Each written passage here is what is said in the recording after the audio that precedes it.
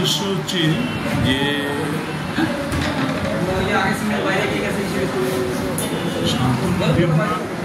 বা মৃন্ময় সরকার আমাদের কাছে ব্যক্তির কোনো জায়গা নেই।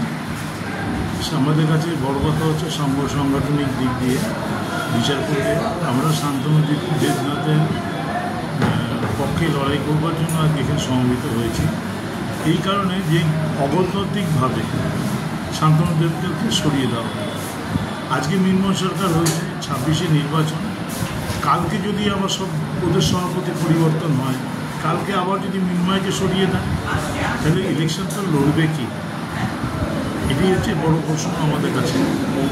আর শান্তনু দেবনাথ যে কঠোর পরিশ্রম করে যে সময় দিয়ে সংগঠনটাকে তিনি একটা জায়গায় রূপরেখা দান করেছিলেন, সেখানে আরও অনেক কাজ তার পরিকল্পনা অনুযায়ী বাকি আছে, যেটা করলে হয়তো আগামী নির্বাচনে একটা ভালো কিছু আমরা রেজাল্ট উপহার দিতে পারতাম কংগ্রেস পার্টিকে। সেই জায়গা থেকে আমরা বঞ্চিত হচ্ছি।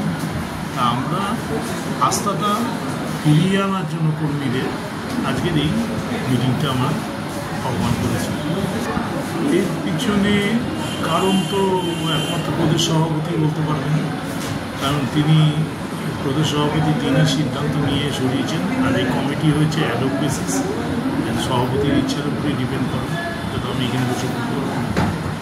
এটাও পসিবল না এমন কিছু ব্যাপার নেই, কিন্তু মেন ব্যাপার হচ্ছে যে অধীর চৌধুরীর লোক কি শুভঙ্কর সরকারের লোক, এরকম কোনো মার্কিংয়ের কোনো জায়গা নেই এখানে। কারণ শুভঙ্কর সরকার ছাত্র পরিষদ সভাপতি ছিলেন এবং সেখান থেকে উনি বিভিন্ন নির্বাচনে কন্টেস্ট করেছেন, হেরেছেন, জিতেছেন, কিন্তু উনি কোনোদিন আমি শুনিনি যে শুভঙ্কর সরকারের আলাদা কোনো লবি আছে বা গ্রুপ আছে, বা এটাও শুনিনি অধীর চৌধুরীর আলাদা কোনো লবি আছে বা গ্রুপ আছে। অধীর চৌধুরী আমাদের কাছে সর্বজন শ্রদ্ধেয়, সর্বজন গৃহীত এবং লড়াকু নেতা। আজকের মাঠে আমরা মমতা ব্যানার্জির মতন লোককে বা বিজেপির মতো সাম্প্রদায়িক শক্তিকে প্রতিহত করতে আমাদের অধীর চৌধুরীর মতো নেতৃত্বেরই আমাদের প্রয়োজন আছে, সে ব্যাপারে কোনো সন্দেহ নেই। না, কোনো গোষ্ঠীগণ্ডের কোনো জায়গা নেই। শান্তনু দেবনাথ এই মিটিং কলও করেননি, শান্তনু দেবনাথের কোনো ভূমিকাও নেই।